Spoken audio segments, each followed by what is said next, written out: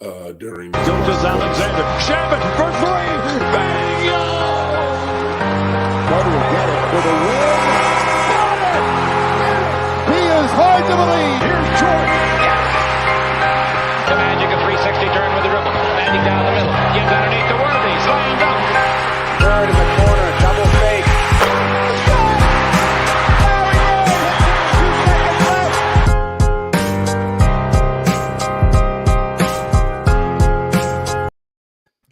What's going on, guys? Welcome to Dime Dropper for another 2022 NBA playoff post-game recap. Before we get started, please make sure to subscribe on YouTube at Dime Dropper Podcast, Apple Podcasts, follow us on Spotify, and of course to follow us on all social media platforms at Twitter, Instagram, Facebook, and TikTok at Dime Dropper Pod. Tonight's episode, we had finally Game 7s to talk about, two of them in the second round.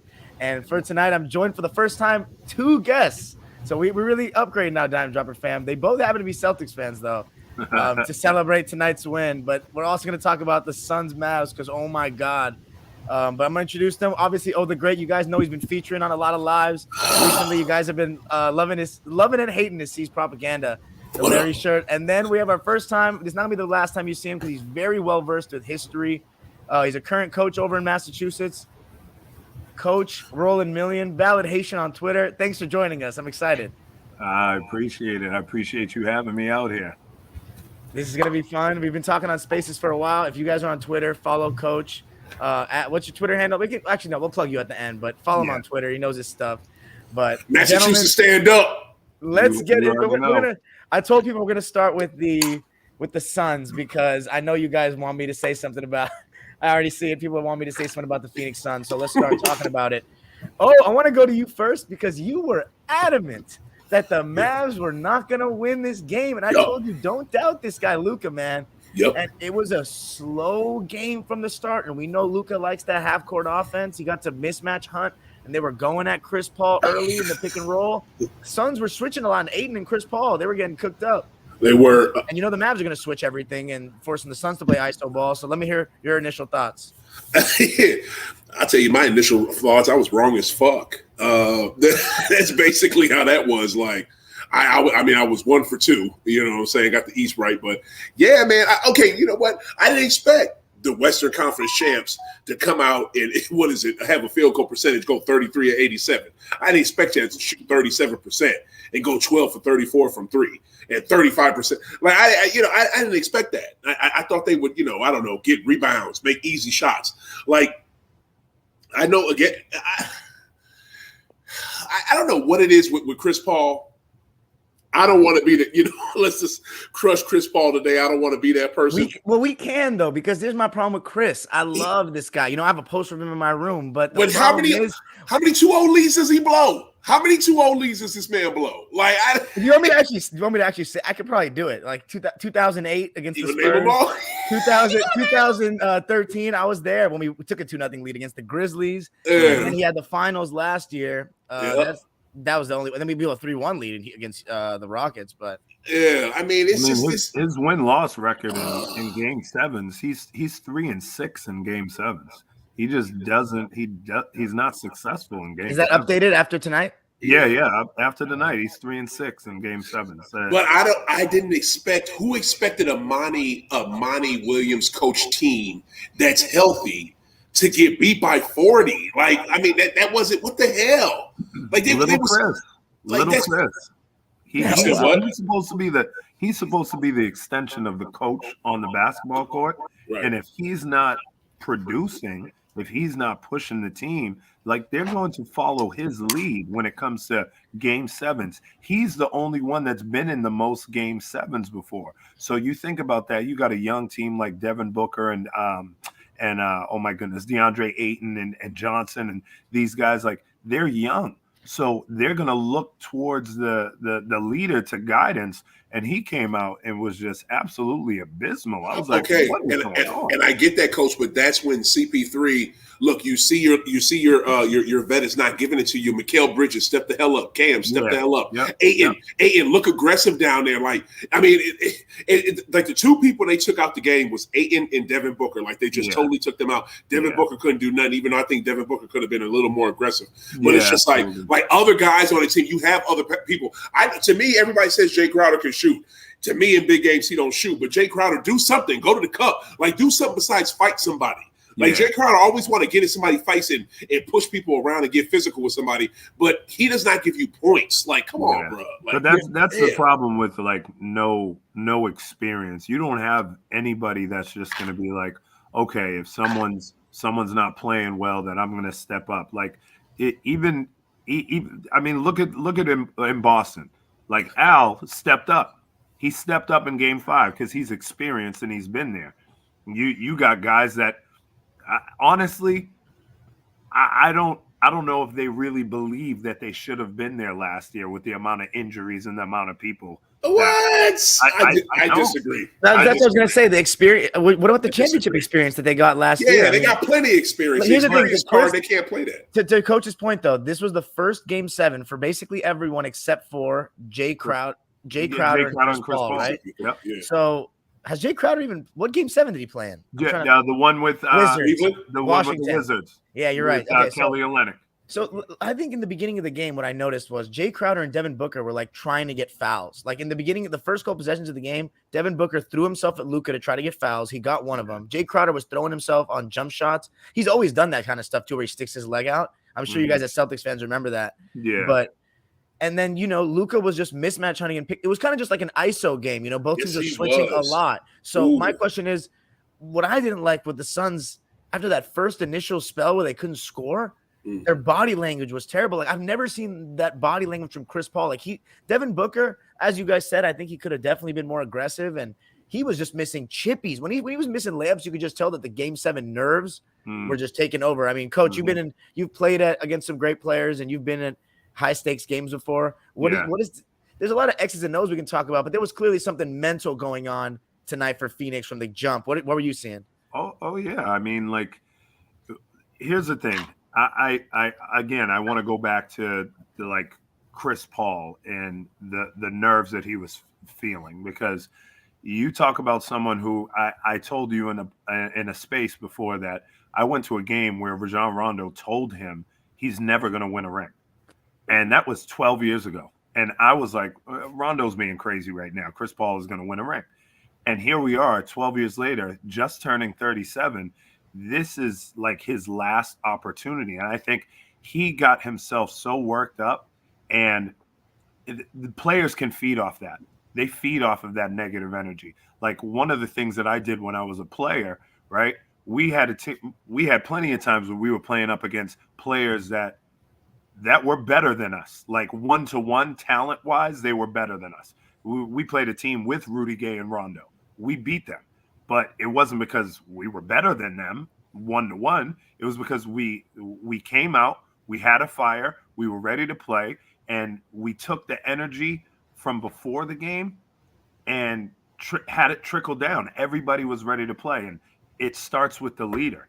If the leader's not ready to go, then everybody's going to look like Luka. Think about what Luka did. Luka came out confident, smiling, laughing after his first couple buckets, and now everybody's ready. Jalen Brunson's like, okay, let me get busy a little bit. Spencer Dinwiddie, he's smiling. He's like, okay, I can do the same thing. Do you think that's also just a matter of Luka is just better than those guys? Like he obviously is as confident a player as you can be at that age. He's got that it factor, but like, is it partially also because he was just they couldn't guard him, and for whatever reason, what were you guys seeing on Booker? Because we know Chris Paul one-on-one against the weakness of Chris Paul's game, and especially now is when teams switch everything, that forces him to go ISO, and his ISO package, especially at this age, he doesn't have that same burst. And tonight, it's almost like he knew he was like, all right, well, I'm not really going to be a scorer tonight, which I don't know what was going on there. But what about Devin Booker? A guy that we have seen do such amazing things these last two seasons, scores on anyone, but tonight it seemed like he was getting that extra attention. and looked like he was. It kind of everybody was clowning him because of that clip a couple summers ago about Joakim Noah. Double teams. It's like you're gonna see teams loading up a little bit. You're gonna see teams treat. Yep. What were you guys seeing tonight on that? I guess I'm gonna go to O first.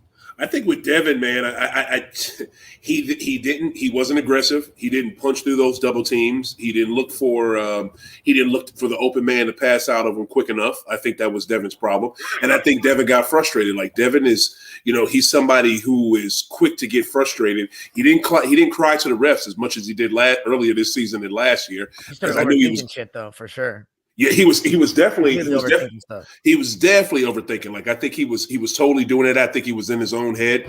And what Coach said earlier about the experience thing, I kind of don't really I really don't buy that because this is not the Suns team from the bubble. So this Suns team has experience from last year, so they should be better. But Devin Booker clearly looked like he had no Game 7 experience and did not know how to exert his will on this game and to take it over. That's been Devin's problem, since the Suns have been like good and making it to the playoffs. Like, has he had one of those games where he has just straight taken over by himself, or he's willed his team to take over? I don't know. The one that comes to mind was last year against the Lakers, the closeout game. That's the one that comes. Oh, in the first round, yeah, yeah. But I mean, that's not. I don't know, but I get what you're saying. It's just to me today, man. He just looked like. He did not have it, and he had no answers for them in no way, shape, or form.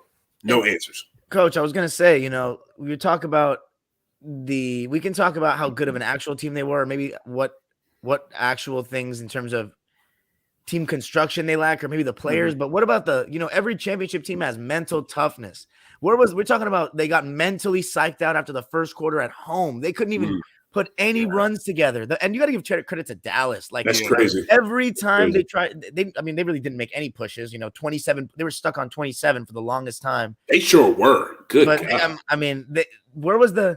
I really thought this team was mentally tougher than this. I did too, but you got to tip your hat off to Jason Kidd. I didn't know how good Jason Kidd was going to be as a coach there. Like, he's got a great mind. And I just didn't think that he did a great job in Milwaukee. He did okay, but, it was a learning curve. When he went to Dallas, he kind of figured it out. And I think he did a really good job of not allowing Booker or any of those guys to get comfortable. If you watch the highlights of the way he was talking when he was mic'd up, he was talking. Like, he was talking, telling people where to go defensively. He's like, okay, jump, we're jumping now. Okay, move to the side. All right, drop. So not only are the players talking on defense, but your coach is talking on defense. Like, that is like, it changes the whole perception of things. And like you said, Dime, Luka he's just that good. And I think because he's that good and because he has that confidence, it breeds confidence from the other guys. He went in the post on Ayton. Like, he that was posted insane. up Ayton. Yeah, he posted up Ayton. He broke Ayton down. Ayton couldn't do shit with him. He wanted Ayton. Like y'all was saying earlier, like they said during the telecast, he was hunting folks. Yeah, he looked for Ayton. He looked for Cam. Like, he looked for CP3. Like, man, come on. But where are the times where you fight over the screens? Like, this is the problem that I have with this is, like, everybody's like, well, they move the ball quick enough that you can't fight over the screens. You can't hedge and recover. Here's the thing. No one has been moving the ball. Luka, he sat there in that position where he waited for them to switch, and then he picked them out, and then he just scored on them every single time. When do we decide to fight over the screens and keep that defender that you want on Luka instead of switching and making it easier for him?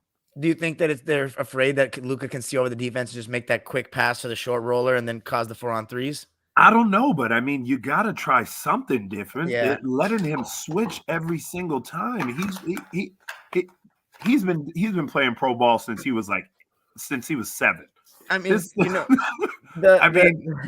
the thing that we used as the Clippers, and now I want to say, I know this is a different Maverick team, but the core is still the same. I think it's time we actually give Kawhi Leonard some credit for actually being a player that's on Luka's level or can outplay him. Because the thing is, this guy has only lost to the Clippers so far in his playoff career, and Kawhi Leonard was able to guard him and fight over. That was the difference in the series when we played him. When Kawhi started fighting over those screens and we didn't just give him the easy switches, we only switched certain guys onto him. Only Batum, Paul George, or Kawhi really were switching onto him. But Kawhi was really fighting through screens, and he could also go at him in the pick and roll on the other end. So that was really big for us. There's just, you may need to have I'm not sure, but you may need to have as good of a player on his level to beat him. I mean, what do you guys think about this Golden State matchup? Or I guess before we get into the Golden State matchup, I want to talk about did you guys think the game was over at halftime, or did you think the Suns had any fight left in them?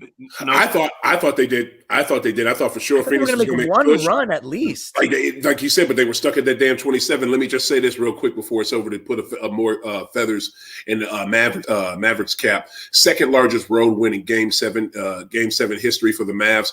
Well, no, I'm sorry. Second largest road win in Game 7 history. I mean, that's NBA history. What else? Where did my stats go?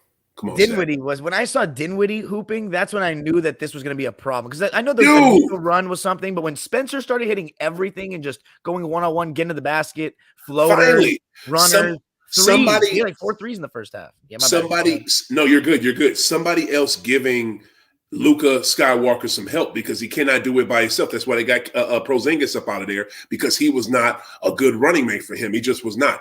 Tied 5th largest win in Game 7 history for the Mavericks. And just to your point right now, with Luka and Dinwiddie, first teammates with 30-plus points in a Game 7 since Shaq and Kobe in 2002, 20 years ago. Wow.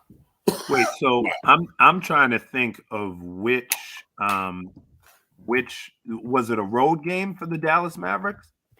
Yeah, today was a road game. No, I'm talking about the largest in Mavericks history. Was it a road game? No, this is home game. This is second largest. This is second largest in NBA history.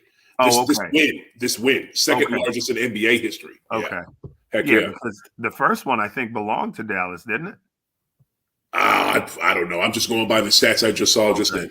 Yeah. Because I want to say, if my memory serves me correctly, that I think they beat T-Mac and those guys in 2005. They beat them by like 40. I think it was 120 to 70 or something. Oh, like that. Playing that T-Mac Yao team in Houston. Yeah, yep. Oh, okay, that sounds about right. Yeah. I just think it was, we can keep going over it, but I just think clearly the team with the best player in Luka Skywalker and the best team beat the inferior team. That's just basically what it was. I did not think that. I'll say it again. I was wrong. I was wrong too. I had Suns in 7. I was almost there, and then Luka. You had Suns in 7? I had Suns winning Game 7, but little Chris, everybody hates Chris like the TV show. Right, this guy. Right. I'm more disappointed in Booker, man. Even without Chris, Chris didn't score his first 2 points until they were down by 40, which is a crazy stat. I know y'all heard that. He did not score his first 2 points until they were down by 40. But even still, you got a team full of young guns on that squad, and they Chris Paul should not have to motivate them or make them go. They should be carrying him. Go, Devin. Go, Mikal. Go, Cam. Like, what the hell? When Devin Booker missed a layup and then Ayton was missing those chippies, I was like, oh, my God. And Luka and Spencer kept hitting. But I thought, they would have a run in them. And who had a really tough series, man? He was having such a good playoffs. But Mikal Bridges these last couple games out of nowhere. Out of nowhere, just trying to make a shot. It's confidence and momentum is such a thing in basketball and in the playoffs. And to withstand momentum, and that's what makes you a champion. Like, to me with Chris, I think there's 3 real seasons in an NBA season. There's the regular season, there's the playoffs, but then to me, there's the final 8, like that second round. For whatever reason, the second round is such a big level above the first round. And as a Clipper fan, I knew that best because we had this 50-year second round drought that we never made it out of the second round. Yeah. And Chris Paul, I love him, but when we get to the second round, it's because you're playing against players like your KDs, your Steph Currys, and the thing is, I think people really underestimate that. Like, everyone talks about it's a team game, and it totally is. But having basketball is a sport with only 5 people on each side at a time, and having the best player in a playoff series means a lot. Like, it really does mean a lot. Especially in the people NBA. Underestimate how much that means. That's what I'm saying. In the NBA, it's not. I would definitely say go ahead, Coach. I was going to say, like, I said this on. It's funny. I brought this up on my podcast. I had said that. Man, you got a podcast too, Coach? I do. Everybody got a goddamn podcast. Yeah. It's called 1 in a Million. Oh, you changed the name now? You took I changed the name. It's called 1 in a Million. It used to be called The Million Breakdown, but it's called 1 in a Million because I am 1 in a million. Oh, that is dope. Yo, we need to make sure y'all listen to mine too. High Off the Glass. Yo, we gotta start following each other. At the end, we'll give you all the shout outs. Damn right. Yeah, I like that. But second half, Coach. I mean, there was no run you thought the Suns had in them? I didn't think that they had a run in them, but the biggest thing that I was surprised about is, how you said, OT said that, energy wise, like no one came with the energy. I had said on the podcast, I said, game sevens, coming with energy is given. Like everybody's like, oh, you got to play hard. Playing hard, that's not how you win. It's not just by playing hard. I said it's by playing smart. But the crazy thing is Phoenix did absolutely the opposite. They didn't even play hard. Yeah. Like, I don't think they played hard. They really didn't. From the beginning to the end. It was just like, good point. They came out, and I think they thought that the crowd was gonna push them to a victory instead of coming out there and doing what they needed to do. But I didn't see a run coming. After where they were down by 30, I was just like, all right, let me just wait until Dime's ready to do his live because this game is just about over. Dude, I thought for sure they had another comeback in them. I'm sorry. I don't mean to cut you off, Dime, but to your point earlier, man, we got to give Spencer Dinwiddie his props, man. I mean, coming off the bench, dropping 30-some points. That trade looks really good now. Trading away. I mean, dude, I just want to say Brooklyn, again, another player that you could have had, but you gave him up. Washington, another player you could have had, but you gave him up. It wasn't going well in Washington until I heard there was like some beef within the locker room and Spencer wasn't getting along with people. Oh, wow. He had just gotten there, too. That makes no sense. But what about Allen, too, that Brooklyn gave up? Yeah. I mean, we can go in on them, but yes, we can. The Suns need to catch all the heat tonight because 64 wins. You have the best record in the league. Oh, number one. And one thing we've talked about so much is Devin Booker's first quarters that he's been getting off to. And finally, he didn't get off to a good start in the first quarter, and they just didn't even know what to do. Yeah. And it's just crazy because they're so reliant, I feel like, on Booker when teams switch everything to create shots for them in isolation. They don't actually we've talked about this, all three of us. They don't empower Ayton enough to me throughout the season. Like, he's not prepared for moments like that. He doesn't have that go-to-ness in him. And it's like, to me, people are saying Chris Paul needs to be the second scorer for the Suns team to win a chip. I disagree. I think Ayton needs to be the second scorer to win a chip. Ayton is the reason why they got as far as they got last year. But now I have real doubts about Devin Booker being the number one. Like, you know what I'm saying? Now I really have doubts. I mean, he's young, though. He's got years to grow. So I actually don't think – I wouldn't, say it's over for him. He's got plenty of time to grow. Yeah. But it's gonna his expectations are going to taper down next season after this. I want to give the Mavs credit, though, because their defense is really the main reason why they've progressed so much as a team this year. And as you said, that's a big credit to Jason Kidd. Mm-hmm. Unbelievable performance. Luka just hit step back three after step back three. Before I go to Chris Paul bashing hour real quick, because I just needed to do this, even though I love Chris Paul.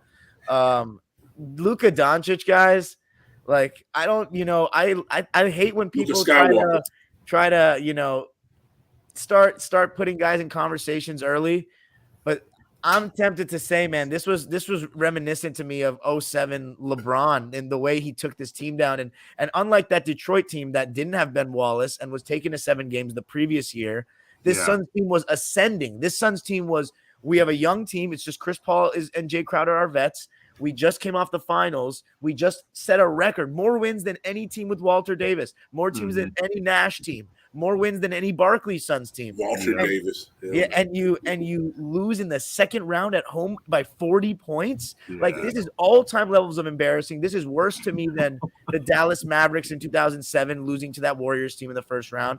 They were booing. The Suns fans were booing at halftime. That's a loyal fan base.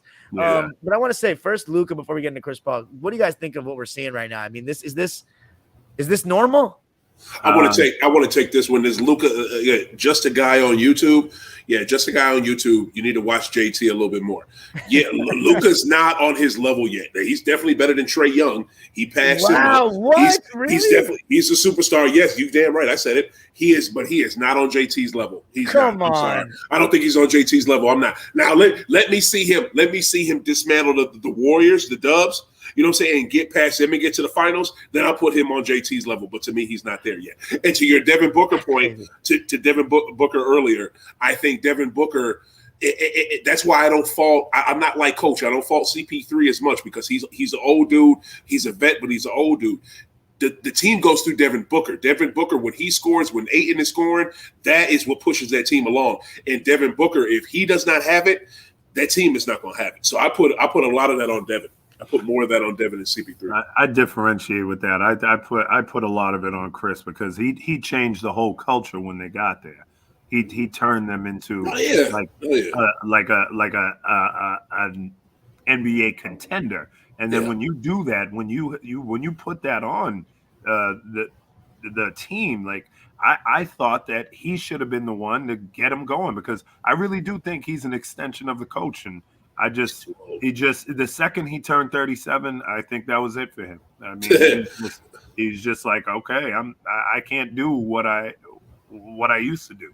I feel what you're saying, but don't forget, they were getting better. Phoenix was getting better when they were still in the bubble. When they were in that bubble, they would put people on notice. Like, look, we're going to be.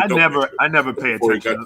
I don't do the bubble because the way that people played in the bubble. You heard what Jimmy Butler said. Hey, but Jimmy you Butler guys in the he Heat was looking at dudes like this dude ain't never played like this. Even Tatum said that. He was like, "Yo, who was this guy?" Guess what? He's still in the league and he's still dope. He just won the Sixth Man of the Year. What the hell are you talking about? We about to face them. I know what I'm saying. He was saying that there was a lot of people who, once they left the bubble, they weren't killing the way that they were doing. True, but the Suns were to me the bubble was what it was, but also too the Suns showed everybody. Guess what? NBA, we're coming. Yeah, and they literally did the next season. But to answer what is it? Dime's question about Luka. Yeah, Luka. I want to go positive first with Luka before we go negative with the Suns because Luka, we got to give him some props. I mean, this isn't what is he? He's younger than me. He's like literally a year younger than me. Luka, to me, crazy. I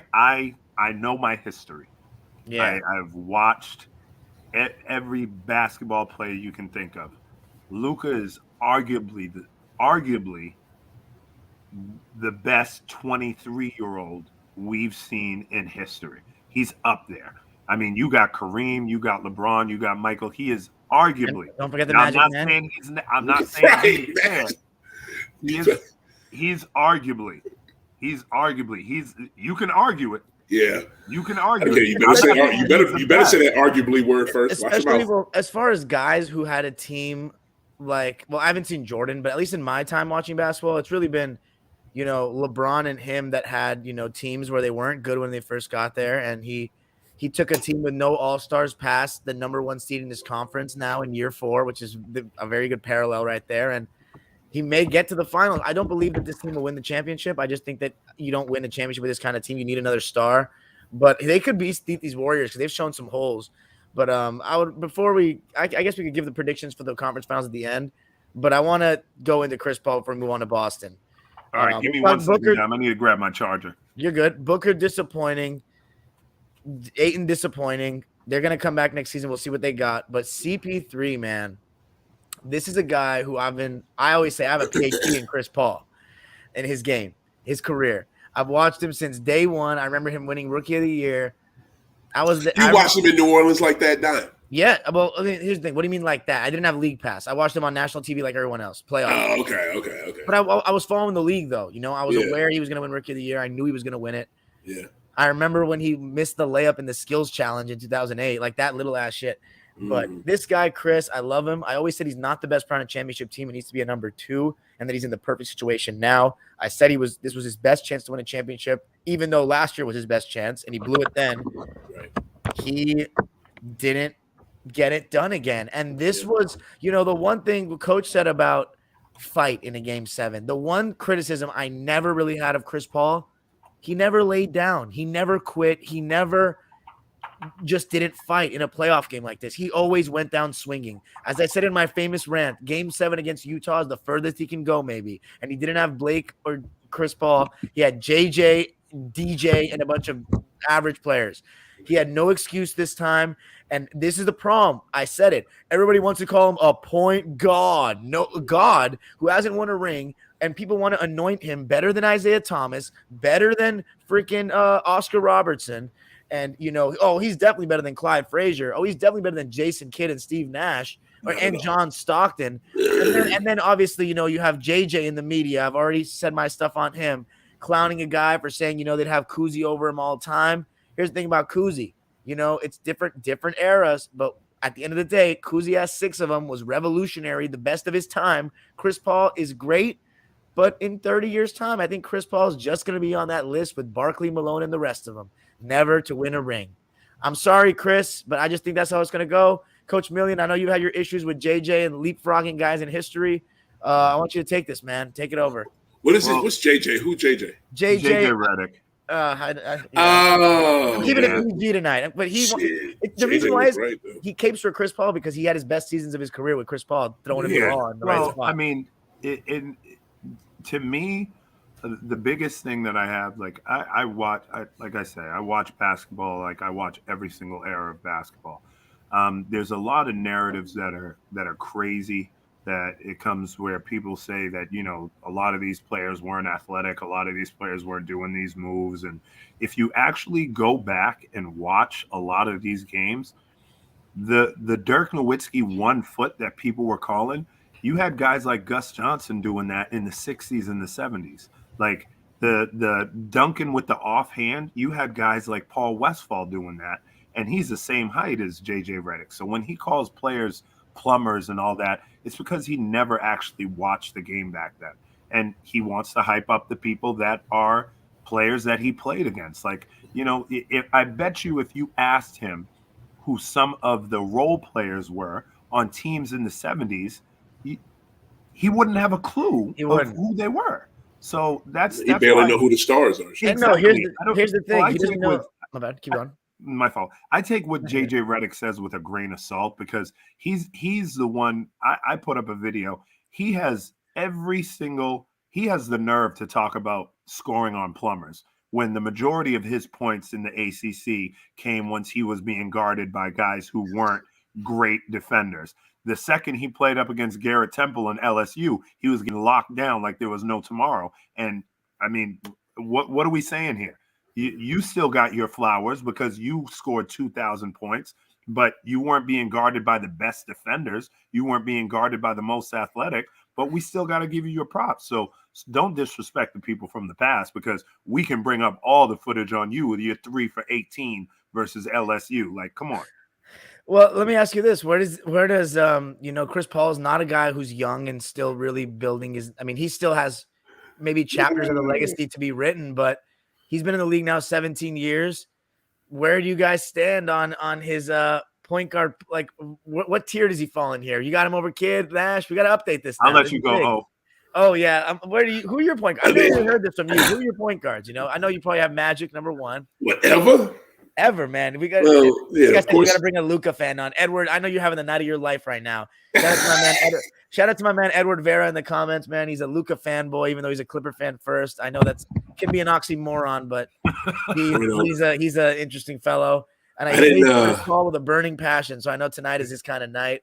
But give me your point guard list though, because Chris Paul, we got to talk about this real quick. Yeah, I didn't know went down tonight. Ooh, I didn't know this was going to turn into a let's kill JJ Redick and Chris Paul thing. But all right, hey man, my Lob City team took all their baggage with them. In 10 years' time, 20 years' time, you're going to look back and think, for the people that actually thought we were going to win a championship, you really thought a team with Chris Paul as the best player and Blake Griffin and DJ and Glenn Rivers in charge was going to win a championship? Yeah. Please.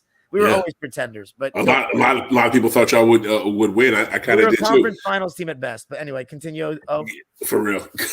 But here's the thing. Okay, point guards all time. Yeah, I go Magic. I guess Ivo. Even though Ivo, he should have been a 2. He shouldn't have been a point guard to me. Ivo, John Stockton. Yeah, Ivo, John Stockton, Zeke. what's my man? Not Starberry. Kind of like, I kind of like Rod Strickland. Rod Strickland what about Oscar Robertson and you don't like Oscar Robertson or Big O's and shit. But you know what I'm saying? For me, like my all time dudes, it'd be Magic, it'd be Ivo, Zeke, Stockton, and what about Jason Kidd? J Kidd. Do you consider Curry a point guard? No, I don't. All right, you got Kidd over Paul. Yes, there's a lot of people I take over Paul. What about Steve Nash? Okay. Okay, here's the thing. Some fans are probably not going to go with Chris Paul over Nash anymore. But you know what though? You could kind of say the same about both of them because they almost went to their places. Yeah, that's true. And they were able to make teams better. But Nash only played on like 2. Chris made almost every team he played better that he played for, even OKC. So I don't know. I'd probably go CP3 right there. But I want to jump real quick back to what y'all were saying about JJ. I get y'all talking about JJ when he's bashing the players from the 60s and 70s. Like, don't do that, JJ. You sound like a dumbass. But what he was saying about Mad Dog Russo that time on First Take, I don't mess with First Take. I don't mess with Stephen A because that dude is a coon, and they don't talk about shit on that show, and I can't stand that show on no level. But what JJ was saying to Mad Dog was the truth. I agree.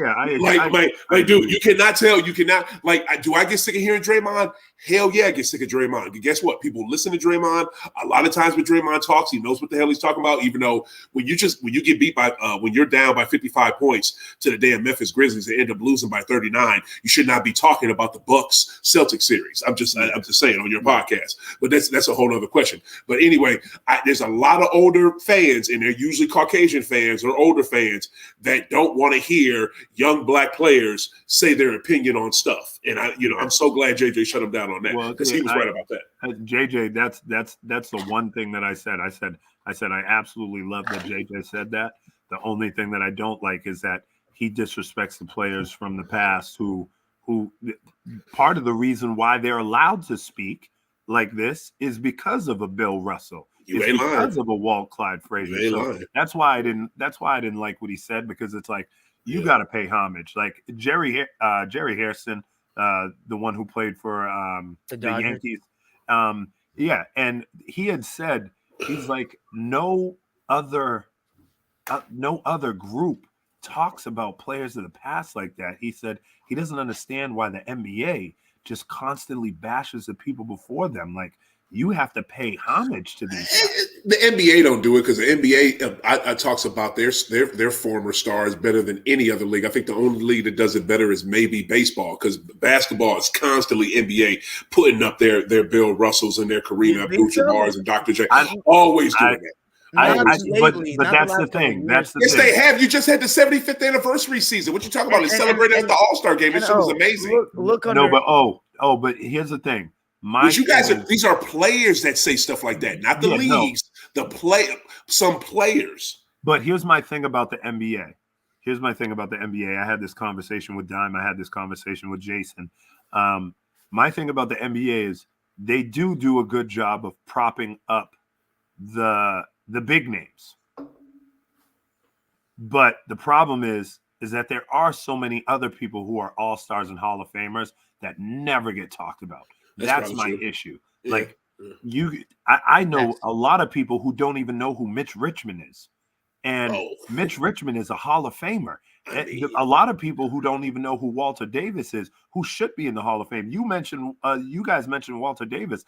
I bet you there's some people that don't know who Walter Davis is. He's a six-time All-Star.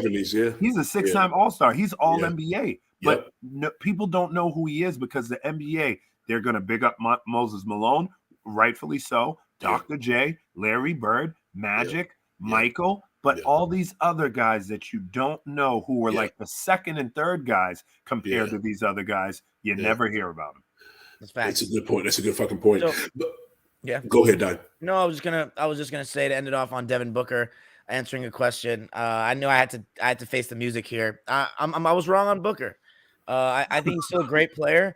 and he's going to have a great future. And I still am not going to close the door for him to be that guy on a championship team, but he clearly, I've noticed that he kind of stops his dribble a little premature. Like he doesn't trust his handle sometimes, especially going left. He always wants to rise up and pull. He can pull, but going all the way, I've noticed he kind of like, he lost the handle a lot tonight too. I think that's one thing he's going to have to work on. Yeah. And I also think it's like when someone's hand checking you and you're driving into traffic, that's a little bit different than when you have no hands on you regular season ball and you can get to your spot free of contact. Like in the playoffs, hand checking is going to be allowed a little bit more, and you're going to face congestion and length. And the Mavs did a really good job of just staying in front of the ball tonight, really. And you got to give them full credit. It was amazing. The Suns, guys, I mean, we've been watching basketball for a while, but is this the worst choke you can think of from a 60-plus win team? I mean, this is from the best record in the – do you remember a team with the best record in the league go out this sad?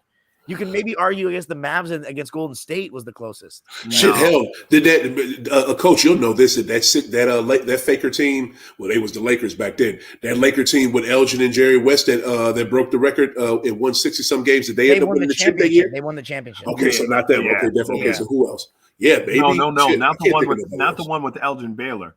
Elgin Baylor, but the one that set a record for wins. The one that set a record. Yeah, they won a chip. Wait, Elgin Baylor wasn't on that team? Yes, he was. No, he retired 10 games into the season. Yeah. Oh, what? Yeah. Wow. And I don't think they did what they do now, where if you start the season with the team, they give you a ring. So I don't think he ended up getting a ring for that team. Which you got to play more. You got to play more than 10 games. And so Elgin. Yeah, he never got a ring. Yeah. Wow. The only time I can think of a series where you had someone who they didn't go out like bad like this, like 40 points, but when you think about the Seattle Supersonics were projected to win in '94, and they lost in the first round. Oh yep, that was a big one. So everybody thought they had the best record in the league. They actually had the same amount of wins, 64 and 18, and then they came up and they lost 3 games in a row. That was the coming out party of Dikembe, though. That's when Dikembe announced himself to the world. That shit was amazing. Yeah. Someone said NBA media main issue to me is that they decide to market the modern players by killing the old guys to make the new players be bigger / look better. They just can't highlight modern players by themselves. That's not true. So it says NBA media. NBA media does not do that. I think NBA fans do that, and some players do that are young and stupid. But I do not see NBA media doing that. TNT does not do that. NBA TV does not do that because they're ex-players on there. They can't do that. They get laughed off the set. Like know what I'm saying? Well, yeah. So that's NBA media. Okay, fair enough. I'm saying, I guess. I guess it's just it's an extreme thing. Well, There's one side that's pro old and just exaggerates to make all older fans or people that like the older game look bad, and then there's the other side that's just like too completely disrespectful. The only difference is the older side that may exaggerate has seen both eras. The younger one hasn't. That's my issue. Yeah. But, well, I mean, you think about it, like you got guys like Mark Jackson and Jeff Van Gundy. They're going to talk, and they're going to tell. They actually talk about the history of the game. They will bring up so many players from the past. They'll bring up, they brought up Curly Neely the other day. So like they'll talk about players. They'll talk about players from the past. But then you got the guys like JJ Redick who will say that players are plumbers, and then Stephen A. Smith will say, I agree with him. And then Shannon Sharp, he will scream, MJ didn't play anybody. Like, are we kidding? Like, that's the stuff that I don't like. I've never heard. Did Shannon Sharp actually say that? Yeah, he said when he had his little, what is it, that breakfast club or whatever he calls it. I don't know that Club Shay Shay. Club Shay Shay. So he asked somebody. And said, who's the best player of all time? And then they said, it's Michael. And they were like, Michael or LeBron? And he was like, Michael. And then he's like, but he didn't play anybody. And then he's like, come on, man. And you can't say stuff like that. Shannon should know. Shannon should know because he grew up in that time and he was playing professional ball at that time. So he knows these players. He knows Karl Malone. He knows Mitch Richmond. He knows Akeem Olajuwon. So when you talk about you didn't play anybody, just because they didn't make it to the finals, they were still in the league. And he still won a championship. You know what I mean? That's Shannon just trying to say something, trying to get his name out there and say something provocative. Let me say it crazy, take so people pay attention. More importantly, how about these cats today, goddammit? How about these cats? How about these cats today? How about this? I just want to say some of the numbers for the Suns players. Chris Paul, 4 for 8, only 10 points. He stayed efficient, didn't get shots off. Doesn't fucking matter if he was efficient. Devin Booker, 3 for 14, 11 points. Terrible. DeAndre Ayton, 2 for 5. I mean, that's how do you only get 5 shots off in a game 7? He also barely played. He only played 17 minutes because this was the first time I really saw Ayton get like cooked in the pick and roll. It's because Luka, he's just a special player. Mikal Bridges, 3 for 11. Jay Crowder, 2 for 9. It was a joke. Luka, though, oh, man. Luka, 35 points, 10 rebounds, 4 assists, 12 for 19 from the field, 6 of 11 from deep, 5 for 5 from the line, 11 of 15 from the field for Spencer Dinwiddie, 5 for 7 from deep. He had 30. And Jalen Brunson, after 2 really tough first 2 games, answered everything, was bully balling guys in the post, scoring on Booker, Chris Paul left and right. He had 24 points of his own on 11 of 19 shooting. And then the Reggie Bullocks of the world, the Dorian Finney-Smiths, they played amazing defense all series long. So amazing series for the Mavs, an incredible failure for the Suns. Chris Paul, my God, I don't even want to hear it anymore. Love you, though, still. I still love Chris Paul. Don't get it twisted. Anyways. How did Finney-Smith and Bullock only – I don't know why we got to call him Bullock now, but that's what he wants, Bullock. How did they both only end with like 10 points? Between both of them, like what the fuck? Don't know. I mean, the thing is, it seems like it kind of goes to what Coach said. I feel like they stayed home and they didn't give them chances to rotate the ball and find open shooters. But it was a lot of iso ball with Luka and Spencer, and they were cooking them up. Even they're big. Even Brunson, Powell didn't even get off. I tell you what, like that. He got minutes today. He got 20-some minutes. I'm gonna tell you like this: who's gonna be the difference for them in the next round is gonna be their bigs. Like they're Finney-Smith, Bullock, Powell, like they need to go hard because Golden State does not have bigs. Like wings, more wings than bigs. They don't even really play with bigs, do they? With Dwight Powell, you're right. Give Powell more minutes and throw. No, not Boban's too slow. You know that. I throw Kleber out there because Kleber, I think he can do some stuff in the paint and he can shoot the 3. Yep. Yo, I'm telling you, their bigs they're gonna kill for Golden State next round. For real. Let's shift it over to the Celtics and the Bucks. This series lived up to all the billing. I had this as I said it was the 2 highest quality Eastern Conference teams playing each other since at least the LeBron Miami era. It was the best, most high quality Eastern Conference series I've seen in a long time. And the first quarter was, defensive. You already know this team's going to stick to their principles. Drop coverage mostly for the Bucks with Giannis and Brook, and then the Celtics going to switch everything. And the Bucks had some success in the first. Giannis was making the right plays. They were up 6 after 1, but the Celtics really clamped down again in that second quarter. They held the Bucks to only 17 points in that second, had a 10-point lead at the half.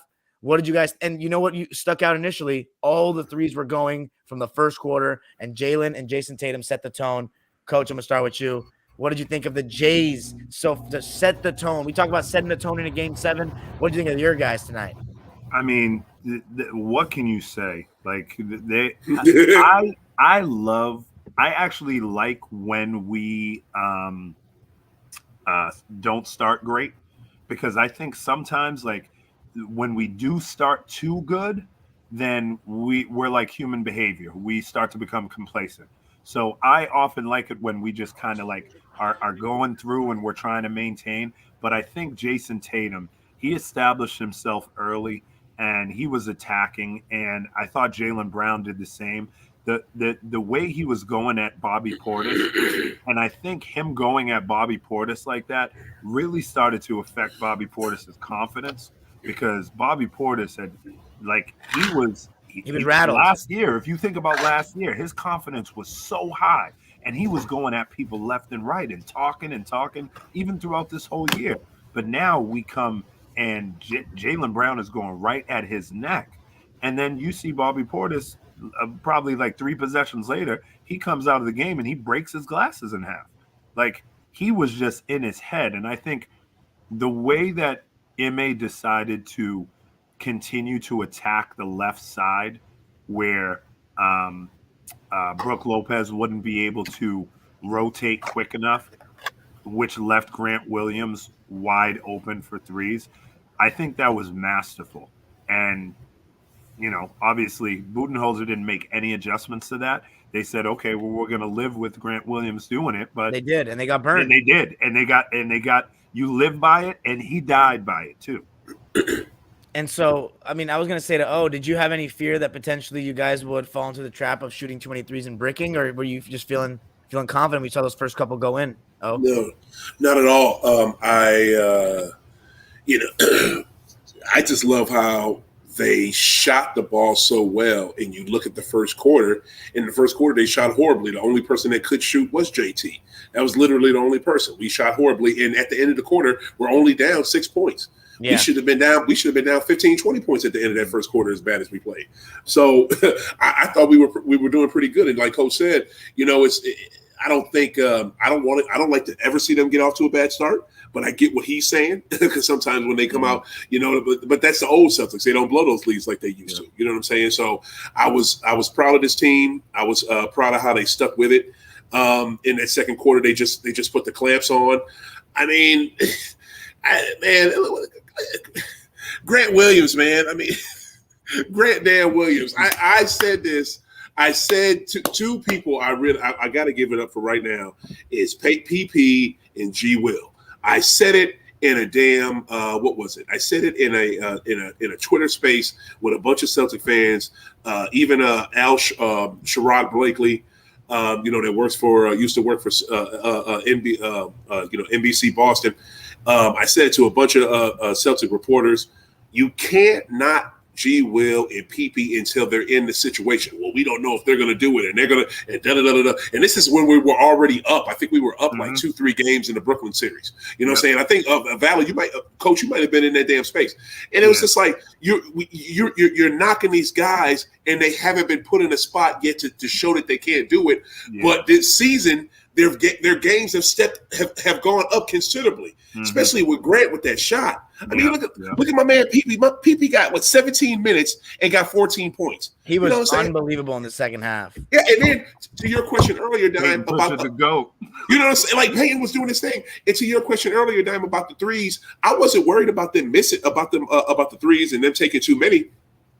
That's Milwaukee's whole thing. Like Coach said, Coach is going to Bud is going to give up them threes. All we got to do is knock them down, and they knocked them down. That was the main thing. Like if they knock them down, that's a stupid ass game plan to me anyway. You just want to give them all three so they don't drive the lane. Okay, but if we knock them down, which we can, it's game. So you think in retrospect the Bucks should have gone to a switch everything scheme of their own with like Giannis or Bobby Portis at the 5 and just tried to switch it all? No, I don't think they should have been like it. Just sort of like both teams. Like what I said with what I said before, they didn't change up their game plan. I just didn't think at this point in time in a game 7, everybody has pretty much figured everybody out. So you have to keep making adjustments. And when you let a team get comfortable and then you become complacent. So they let the Celtics get comfortable doing the same thing over and over again, and they didn't switch it. I mean, it wasn't like the Celtics were taking bad shots.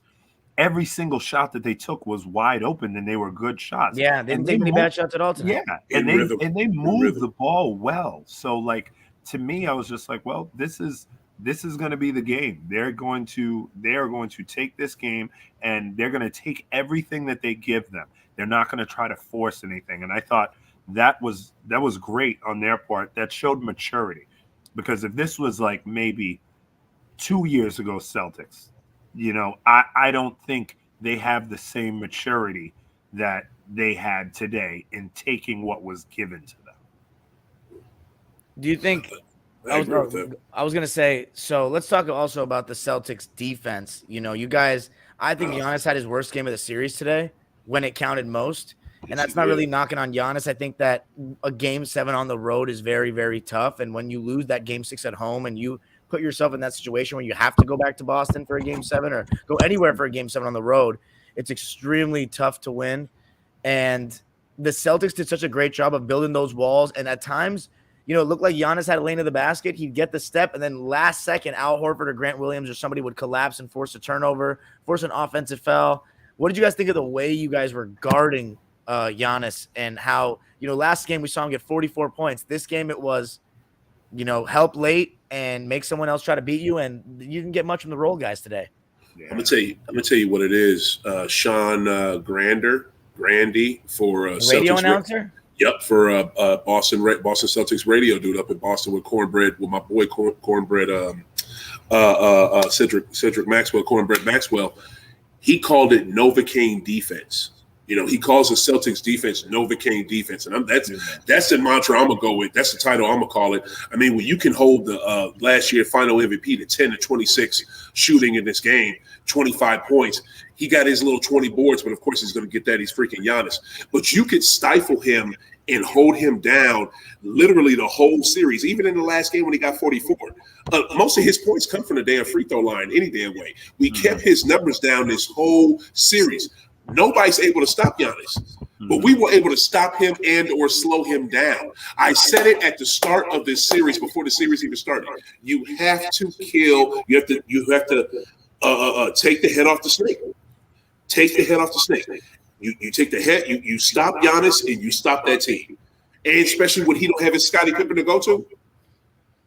I mean, the defense was what it was. It was Novocaine. It just shut them the fuck down. 5 turnovers for Giannis, coach. What did you see that was so impressive with the way you were defending him? Yeah, go ahead. First, I want to say, stop it, Ty Goodner. Ain't no way the C's beating the Warriors. Cut that out. Anyways, the way that the way that they defended him, I really thought that the intensity was so good. Like they knew what he was going to do. They knew when he was going to pick up his dribble, and they were always there when he was going to pick up his dribble. Right. And then when he decided to make a turn to spin, you had people coming. My coach always told me, he was one of my AAU coaches. He played with Kermit Washington, the one who did the room with Tom Janovich. So he always told us, you want to always catch that person once they have their back turned on the spin, because then they don't see what's coming, right? So you want to catch them off guard. So he's like, it's a split second, but you have to practice it on turning on the spin and getting them with that double team or collapsing. And I thought that the Celtics did that, and they picked their spots when they did it. They didn't do it every time, but they did it enough that he had to second guess what he was doing. And I think that forced him to miss a lot of shots. And I was like, wow, they really have a game plan of what they're going to do for this dude. And I think they saved the best for last. They were like, we're not going to show everything that we're going to do to him in all these games. When it comes to game 7, oh yeah, we got something for your ass, Giannis.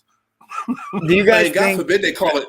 God forbid they call a fucking a travel on these spin moves that he does, because he travels every fucking time he spins. Every time Giannis spins, they never call these travels. Every time. Or these charges. They finally called the charges in this game. That's why he got in foul trouble early. Finally, in this game, they finally called him. But good God, the whole series, they let this man charge through like a fucking cow. Now, you guys kept extending the lead. Jaylen Brown was hitting. Everybody was hitting. Peyton Pritchard had moments in the second half where he was feeling himself. That's my dude. And Tatum just was unbelievable in the series. I think he definitely outplayed Giannis in these last 2 games. I mean, especially today. Al Horford, again, just an amazing performance. But the guy to me that really, when you just look at, Ime aside and the maturity and like the storyline aside, the one actual basketball player you guys had last year that improved drastically this year, Grant Williams. Because single thing, the criticism of Grant for the last couple of years, I mean, I lived in Massachusetts. I watched the games. His whole thing was, is he good enough offensively or defensively to stay on the court? Because offensively, he's so bad unless he's making his occasional threes. Right. But now he's a knockdown three. He had no offense, really. Now he's a knockdown 3-point shooter. And that's opened up everything, because now he's a proper 3-and-D guy. He can defend everyone in these days in today's NBA. Right. And he's able to, like, guys are running him off the line, and he's making the right passes and doing all those kind of things. What a game for him tonight, guys. I'm going to start with you. 27 points, 6 rebounds. It's always said role players play better at home, but 7 for 18 3. Like, Grant Williams shot 18 threes in a game 7, and he made 7 of them, and it worked out. Come on, man. It was a lot of people got played with regular season awards this year. Joel got played with the MVP, And I think G Will, I don't know where he finished in the voting, but I know he didn't finish high. And I tell you one fucking thing. If he didn't finish high enough to get the damn trophy, then he got played. That dude should have got most improved player of the year. The reason why, his offense, number one, and that shot that he's developed year after year after year that I said before, it's gotten totally better this year. And his defense. This man is able to put his chest out and take the onslaught that comes from Thanos, aka Giannis. Like he could take Thanos just coming in and hit chests, and you know who falls when Giannis barrels into people in the league. 99% of the league does what? What happens when Giannis barrels into their ass? They fall. They fall. What happens when Grant does it? Giannis falls the hell back. Like Giannis is like, oh shit. Like what? Who can do that? I'll tell you who. He likes to be called Batman. I'm gonna call this motherfucker Batman. Grant friggin' Williams. His mom is hot, by the way. His mom's is hot. I don't know what it is, but his mom's look good. But real talk, G Will, Batman, that dude is nice, man. For real. Coach, I mean, I also want to ask about Giannis. You know, I think he had a really good series overall. Yeah, he did. I still think I'd have to have him as my choice for best player in the league just because I still think he's the best player in the league. I mean, but let me ask you this. Yes. Did we see kind of some limitations coming back with him in the half court of not having much besides charging or lowering the shoulder at people? And we did and we didn't. Like, so we did in a sense, but I think he was trying to put it all on the line because he got nothing from anybody. Like, the reason why we were able to pack it in and being able to close out is because you had Grayson Allen who wasn't doing nothing. You had Pat Connaughton who wasn't really doing nothing. Drew, I was surprised that Drew didn't do what he normally does. He played okay, but he didn't play up to par. He gave him 21. He got 15 from Brook. He got something. Yeah, but I mean, those 21, like, when were they? You know what I mean? Like, I thought Brook was actually. Oh, you're talking about Drew Holiday? Yeah, Drew Holiday had a tough game. Drew's like, when were they? Like, because in the first half he struggled, and by that time, you know, like they were already starting to get a lead and be up by like 14 or something, and then he started to get his points when, like, you know, I thought that it was kind of out of reach. Like I just thought that Drew would have established himself the way that he did in the finals of Game 5 last year. I thought he was really going to step up. I mean, you think about the way he played in Game 5 this series. Like, he was marvelous. The defensive stops, like the shots that he made, the timely buckets, but he just didn't have it. And I think, you know, Giannis had a lot of – there was nothing being run. It was like Giannis dribble downhill and then try to go into somebody. Like, because here's the thing: when you guys are switching everything, and there was a time where you guys were not giving him the Jalen switch, because I know Giannis, I've noticed in the series, he wants the Jalen switch, and you guys were not giving him that. Right. And it's like you guys have forced Drew Holiday and Giannis to play ISO ball the whole series, and like they've actually gotten by and won 3 games by doing it. Yeah, because Giannis attracts so much attention, and this is where they really missed Middleton like the last 4 games badly. Like they missed him badly. And like, you know, I never like to do the hypothetical if this guy would have played, they would have won type of thing, because you can't prove it. I think it changes the dynamic of a series. But it's definitely something that'll always be a what if. And the thing is, the reason why nobody should feel bad for a Celtics fan is the Bucks literally had this last year where there was the what if Kyrie Irving wasn't hurt. So shit happens. You got to find a way to get it done. But let me ask you this. You know, I agree with the fact that I don't think Giannis got the support. I just don't think they were as good of a team as you guys without Middleton, straight up. But my question is, at what point to take the next step? And I guess you can't go any higher than like best player in the league, but when we're talking relative to the greats of history, Giannis gets to do a lot of what he got to do because the paint is so clear these days. You know, they go small. So if he played with real centers and like forwards when it's not 5 out back in the day, what Tracy McGrady said about him is true to me. Now, at what point do you get a low post or reliable mid post game? Because he was going to that jump hook today in the second half, and it was not looking pretty. I noticed it seemed like a go-to move, not a go-to move that worked very well in these playoffs to me. Everything that worked well was just running guys over, some amazing like footwork at the rim, but not like throwing it at the rim and mid-range. You know what I'm saying? I mean, everybody said his mid-range improved tremendously, and the stats backed it up in the regular season, but it didn't show up in the playoffs like that. And look how much room you guys are giving him. This is not like, if you're counting mid-range field goal percentage, this isn't even how LeBron gets guarded in that area of the court. Like LeBron got guarded like that early in his career, and he was inconsistent. Would you even say was this No, it wasn't. It wasn't this bad. Like, to me, so Giannis has got the strength of Karl Malone. He's as big as Karl Malone. I feel like he uses it more too. Yeah, he can have a passing ability of Manu Ginobili at times, but his jump shot, he got the jump shot of Dale Davis. Like, it's just, it's not consistent, and it's not consistent. The post move, he really needs to gain a little bit of a post move. Like, I really just think that if he gets that mid post game and it's like consistent, then he will be unstoppable. And like, unstoppable. But everybody just seems to think that you need to either make a layup or get a 3-point shot. And that's it. That's all they know. With Giannis not having a 3-point shot, I think you have to get that mid range. Like, you can't, because they're packing in the paint because they know that's where you're going. Yeah, that's literally. You're not going to knock down threes, so they're like, well, he's not shooting. He's not going to go to the mid post. He's coming all the way to the basket, and we're going to be here waiting for him. Like, let's be real. My bad. I was going to say, let's be real. How many times per game is he in a situation on a possession where it's like, oh my God, was that an offensive foul? Was it not? Everything is predicated on lowering the shoulder, going right into the chest of guys, and like, you need a little bit of a back-to-basket game with some finesse that doesn't put so much pressure on the refs all the time, Yeah. I love that about Giannis, though, that he puts pressure on the refs, because I feel like a lot of guys in today's league don't do that enough. But I get that. I mean, we said this, man. I think we said this two post games ago. It was highlighted more today, though. Yeah, it's just like, dude, you and I said this on Sirius XM. I said this with you. I said this on Spaces. I said this wherever the fuck. You know what I'm saying? Why do you just jump to a 3, Giannis? How about you get a mid range first? Like, you need a mid range. Like, that's what you need. If you have that, that will solidify your game. You said, what else do they need to take for them to take the next step? The Bucks, Bucks all they need. I don't think the Bucks need to take any next step. Okay, if Middleton was there, this conversation may not even be taking place. Exactly. I'm just saying for Giannis because he can go a level higher, and he just needs a jumper. That's all he needs. And I want or post. That's all he needs. He needs a jumper, or he needs a low post move, because you saw late in that game today when they were done and the Celtics would not let him get those dunks, and he couldn't just charge his way through because he had foul trouble. What is he doing? He's just launching the ball at the hoop.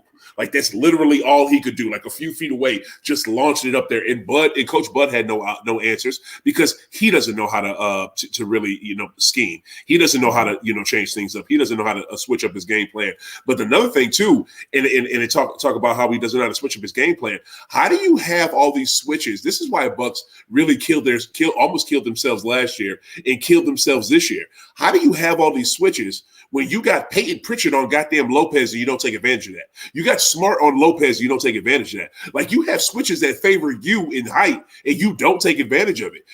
Your big man either, gets scared and he passes the ball back out, or you don't even give it to him. Like, I don't get it. It's happened numerous times, and they did not take advantage of that. I think I quote Michael Jordan on this, because in the 92 finals, he hit 6 of 10 threes, right? And they interviewed him and they asked him, like, do you think that you're going to start shooting threes more? He said, well, absolutely not, because it takes away from the other parts of my game that are so strong. Will you start looking for threes? He goes, and that's what I did. I started looking for them instead of and taking the pressure off the defense. Yeah. And here we have Brook Lopez, who used to be a stupendous post player. Yeah. And now all he does is stay out on the perimeter and shoot threes. We talked about this. He doesn't attack those mismatches that he has. He's 7 feet. Well, there was one time where he got in the post and he got a 3-second violation because they didn't pass him the ball. Yeah. And that's another thing. These guys don't trust their entry passes, a lot of players in today's league. Well, no one entry passes anymore. Kenny Smith said it on the TNT. He was like, he's like, how many times did Joel Embiid have a mismatch on someone and they couldn't get him the ball because they can't make good entry passes? Same with the Utah Jazz, the occasional times that Rudy posts up. But 109-81, the Celtics, after going down 3-2, shout out to Coach. He said it was going to be 81 all over again. For those that don't know, 1981, Celtics came back from a 3-1 deficit to beat the Sixers in the conference finals and then went on to win the championship. Yep, they I were sure able did. And I said game 6, you don't got Larry Bird, but Jason Tatum said, I'm like that. And a performance that especially if the Celtics win this championship, what a performance. Jason Tatum in game 6. What are we saying about this guy, guys, as a Celtics fan? This is an ascendance of grand proportions. He could be in that Dwayne Wade category to lead this team to a ring at 24 and under, man. Yeah. That's a category that's very exclusive. I'm gonna talk real quick because I gotta say this. I gotta say this, Coach, before you jump in. I gotta say this because this is prudent to what he literally just said. I was just at the bar. I was watching this game earlier, and this older guy that was a Bucks fan. He said, I said that Giannis is the best player in the game, and he disagreed with me. And he's a Bucks fan, which made no sense. But I just said, Giannis is the best player in the game. But then the guy behind me said, well, what about JT? I said, you know what? If JT is able to take this team to the NBA Finals, which I see him doing because Miami is not big enough, strong enough, or deep enough to mess with us, and he can take them to the promised land, and he does it like he's the Finals MVP. He's the conference MVP because what's that now? That's going to be the Larry Legend Trophy. Yeah. I mean, JT can literally put himself up there with Giannis, KD, Bron right now. He can put himself right up there in that top. He already proved that he outplayed KD the whole series. Okay. The way he defended him, I never seen anybody block KD on his jump shot. Like he had proved that he could defend too. He showed that he could defend. Now, the one thing that I want to say is I think Jason Tatum has reached superstar status. And I thought that midway through the year, my boy was calling him baby Kobe, baby Mamba. And I was like, I'm not there yet. I'm gonna call him preemie Mamba. But then all of a sudden, once he started to ascend, I was like, okay, I can give you that baby Mamba name. He has really ascended. And I think Ime has done a wonderful job of getting the best out of these guys. And I'm proud. I had lobbied for him as the coach since day one. I was like, hey, Ime needs to be the coach. He needs to be the coach. And in terms of the Heat, because I got to get out of here because I got to wake up and go to work tomorrow. I'm in Massachusetts, so it's like 12 o'clock out here. So in terms of the Heat, I think the times that we struggled against the Heat was because I don't think Brad was really good at working out of a zone. And I think Ime has so many zone offenses that he's learned from Greg Popovich that we will be absolutely fine. And we have a much more solid depth. So I think we beat them in 6. And then we go on to the finals, and then we play the Warriors, and I think it's going to be the Celtics Warriors. And I honestly think the Celtics can win in 6, but I think we can win in 7 as well. Either way, I got the Celtics going all the way, winning the finals. Jason Tatum going to be the finals MVP. He's going to be the conference finals MVP, and that's the way I'm going to leave it. Valid Haitian, follow my station. I got a podcast, 1 in a Million. On Spotify and Anchor. Followed up, Dime. I appreciate you having me out here, man. No problem, Coach. Thanks for joining us. We're probably gonna close it out soon, but if you have to leave now, I'll get as well. Yeah, I got to because I got to wake up extra early and teach some of these students. No problem. Get that coffee, you'll be all right. Let them C's power you through, man. All right, Coach. All right, fellas. Yes, sir. But basically, I mean, there's not much else to say. I got the Celtics. Let's read the stat lines before we make our predictions. What a win. What a series. Jason Tatum. God, it was so dumb. 23 points, 6 rebounds, 8 assists, 7 for 14 shooting, 5 for 9 from deep. Just set a tone, made all the right plays. Did turn the ball over a lot, but overall did his thing. Grant Williams, as we said, 27 points, 10 for 22 shooting, 7 for 18 from deep. Jaylen Brown, 19 points, 8 rebounds, 8 for 16 shooting, and 2 of 5 from deep. Dime. The Jays didn't even score the most points. I know. The Jays didn't even score the most points, and they had a dominant win. That is Celtic basketball right there. That's old school Celtic basketball. You know what I'm saying? Absolutely. You lived by the 3. It's been a downfall for the Celtics teams in the last couple of years, but tonight you got the right threes. You hit them. 22 for 55 from deep. That's 40%. That's a lot of threes. The Bucks, total opposite end of the spectrum, 4 for 33, 12% from 3. It just their other guys didn't hit, and that makes sense. That's what happens when you're on the road for a game 7. And I want to mention one thing before we go for our predictions. Giannis, 25 points, 20 rebounds, 9 assists, but 5 turnovers, 10 for 26 from the field. I don't think he played very well personally. 1 for 4 from deep. Brook Lopez, 15 points, 10 rebounds, 6 for 12 from the field, but 1 of 6 from deep. So he was 5 for 6 from 2. Again, going back to what we talked about last game. Yes. You know what's crazy too? If they had more people scoring, I feel like one other person scoring besides Drew and Giannis, I feel like they win this. They killed us in the point paints in the point 48-26, and then fast break points 17-8. Like good. Dude, they killed us in that. Like, and we had more fouls than them. Wow. Grayson Allen and Wes Matthews were 1 for 11 combined. You know, they just didn't much from their role guys. Bobby Portis ended up shooting okay, 4 for 9, but he was in foul trouble and was just frustrated, as Coach Millian said. So the Celtics knock off the defending champs. No Middleton, that'll always be a what if, but credit to the C's, Jason Tatum. He is big time. I said it from day one. I said Celtics in 6 for the series. Ended up being Celtics in 7. I think the Celtics team is special. This is the best Celtics team since 2012. I stand by that. They may be even better. This is their best chance to win a title since 2010. And now they have to win it to me. They have to win it because I just really don't think that these teams are as good, like straight up. And I think the Heat are going to win in 6. I just think that they've been tested more than this Miami Heat team. I think that they're both these teams are pretty reliant on the 3 ball. The defensive battle is going to be amazing. I think this could be an old school kind of 2000s like series. It's going to be harder to score. But I'm going with the Celtics in 6 games and Jason Tatum doing the thing, being the best player in the series. I think Jimmy will be great, but I think that the switch everything length is going to have the Heat are going to have trouble scoring, and I think that the advantage is going to be Jaylen and Jason. That's what's up.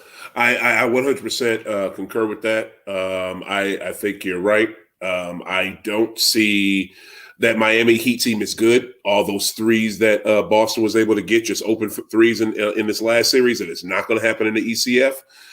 Miami is not giving that up. That is a well-coached Spo team, like usual. What was it? Coach was, Spo. You're really going to see some great coaching in this series. You're going to see that Ime should have got a few more Coach of the Year votes over Spo. I mean, Spo I guess he came in second. Ime kind of got shitted on in that department, which I didn't like.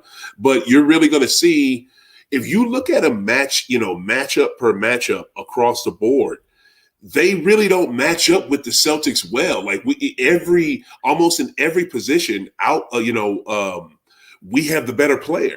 And if you have the better player, you'll win. I mean, you go Al, Bam. Who are you taking? I'm taking Al. You go what? Really? That's a good debate. Bam is younger and more lively, man. Well, guess what? Right now.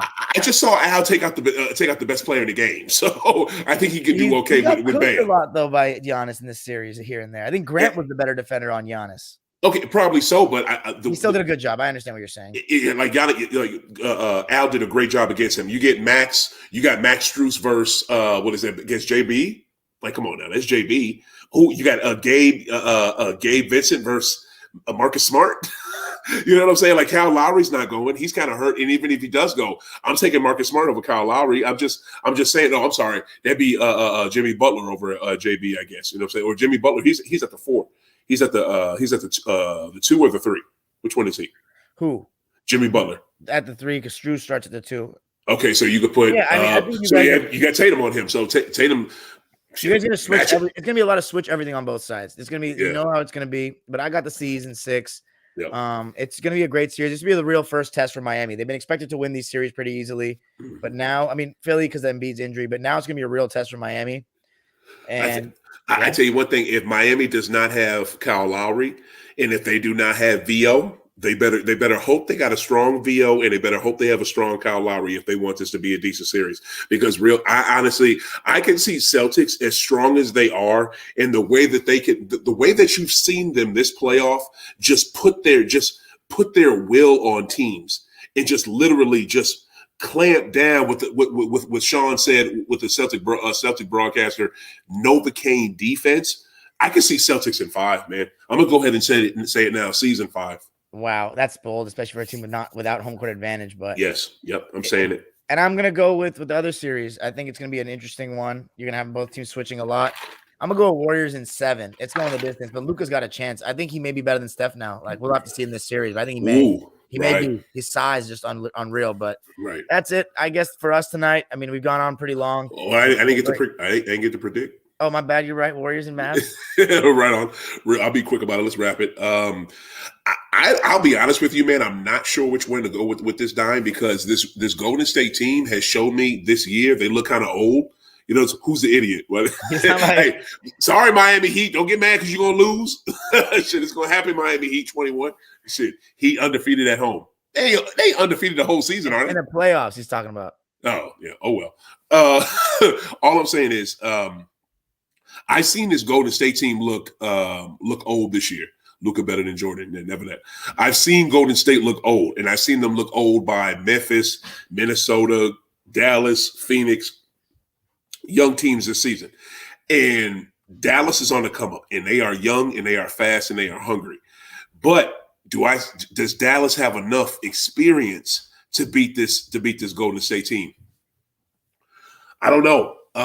But you know what, man? I think I had Golden State going to the finals. But damn, I could see Dallas doing it. Yeah, I can too because the Warriors turn the ball over a lot, man. They do, and I don't see. I don't know. It's kind of crazy. We got the ball dominant, Julio-centric offense, everything around Luka versus the ball movement. It's gonna be fun to watch, right? Because it's just the ball movement wins out, but the Warriors just get careless with the ball, and Luka is a dude. They do, and do you see like a Splash Brothers that's really only like a 1.5 Splash Brother? You know what I'm saying? And a Draymond that's like maybe 70%. Can that power them to the next round? I don't know, and I don't think we're going. Man, I'm telling you, this is the Celtics' year to win it. It is something unthinkable. Tatum winning a championship, leading them at 24. Bruh, real talk. Oh my God. Like they have they beat their worst opposition. They beat their worst opposition. So you know what? This is what I'm doing. Their best opposition, right? Yeah, their biggest opposition. They beat them. Which is Milwaukee. They beat them. I also want to talk about this before we sign off. The Milwaukee Bucks not only ducked in the Nets the last day of the season by not playing their guys, and the Celtics did.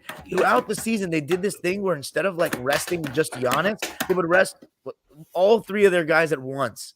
At some point, it's like, when do we try to get as best a seed as we can get? Like they went too far in the load management 2 years in a row. They got a game 7 on the road in Brooklyn last year. They were fortunate enough to win it because the other team got hurt. Right.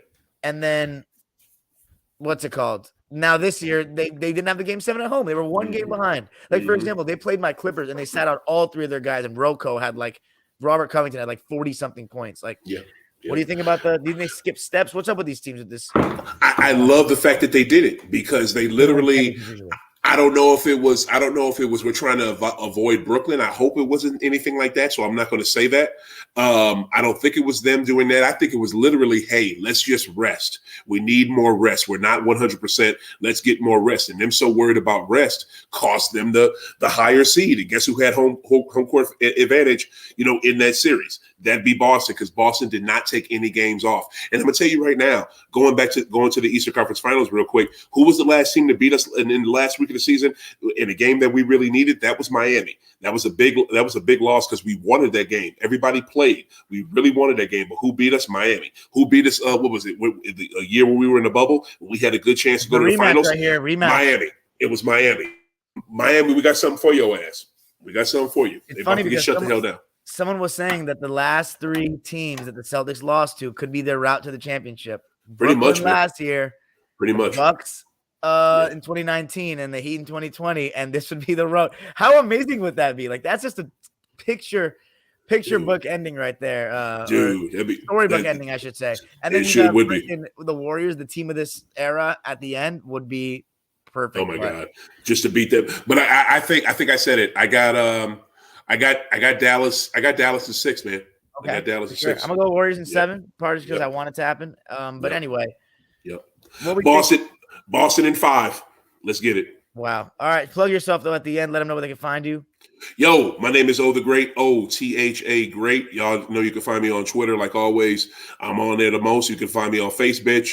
High Off the Glass, High Off the is spelled THA. High Off the Glass on IG and Facebook. I'm on there too, and that's where I'm at, y'all. YouTube. You can find the show High Off the Glass on YouTube. I got 2 different YouTube channels.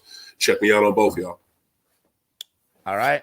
Thanks for joining us, guys. This one went long. I'm going to timestamp that shit. Make sure you guys comment. Thanks to the crowd that showed up tonight. Make sure you guys comment on the video for the algorithms after it ends. Please. But thanks, guys. Conference finals, here we come. One video and one I'm pretty much live every night, but one recap a night on one game a night. So here we go. One game a night, hard-hitting analysis. Celtics looking for banner 18. Laker fans, you scared yet? You should be. You should be. Let's go, C's. Peace.